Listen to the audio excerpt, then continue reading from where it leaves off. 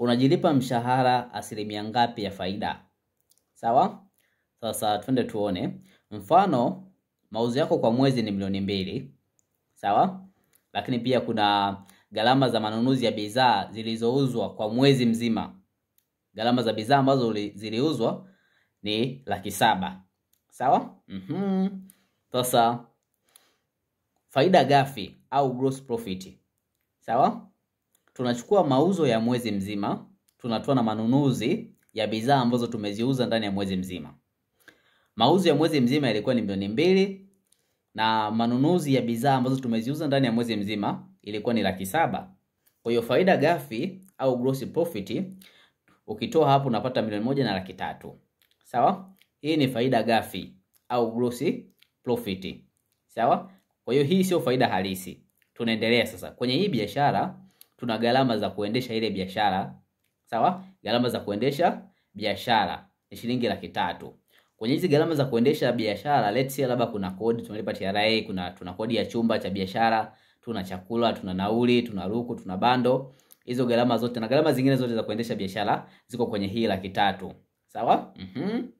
Sasa tunataka tutafute faida halisi au net profit. Sawa? Sasa faida halisi au net profit ni sawa na faida ghafi kutoa gharama za kuendesha biashara. Sawa?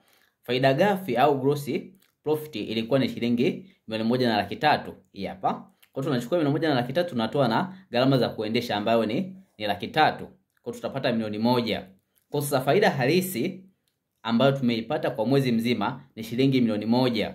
Kwa maana tunaweza tukasema kwamba hii milioni 1 ndiyo mapato halisi ndani ya mwezi mzima ambao tumeyapata. Sawa? Sasa twende tuone tujilipe mshahara asilimia ngapi au tunatakiwa kujilipa mshahara asilimia ngapi. Mshahara wako unatakiwa kuwa 30% ya faida halisi, ambayo faida halisi ni milioni 1. Kwa hiyo 30% ya milioni 1 ni shilingi 300,000. Kwa hiyo 300,000 ndio unatakiwa uwe mshahara wako kwa mwezi ujilipe. Sawa? Lakini pia tunatakiwa kuweka akiba kwa ajili ya emergency au kwa ajili ya kuwekeza 10% ya faida halisi. Kwa 10% ya milioni 1 ni 100,000. Kwa hiyo 100,000 tutakuwa tuweke akiba. Sawa? Kwa hiyo tunaweza tukaiwekeza hii 100,000 sasa. Sawa? Lakini pia tunatakiwa kuwekeza tena kwenye biashara. Yaani tunatakiwa kuliinvest kwenye biashara. Sasa 60% ya faida halisi, ambayo faida halisi ni milioni 1, ndio tunatakiwa kuliinvest kwenye biashara. Kwa 60% ya milioni 1 ni 600,000. Kwa hii 600,000 tunatakiwa tuirudishe tena huku kwenye manunuzi ya bidhaa. Maana yake kwa mwezi unaofuata, mwanzo tulinunua bidhaa za 700,000. Na hizi bidhaa za 700,000 zimetutengenezea faida halisi ya shilingi milioni 1. Sawa? Kwa maana yake hii 600,000 tutakuja kuijumlisha hapa na hii 700,000. Kwa mwezi unaofuata tutanunua mzigo wa shilingi milioni 1 na 300,000. Kwa hiyo ndio jinsi ambavyo biashara yetu itaendelea kukua. Sawa?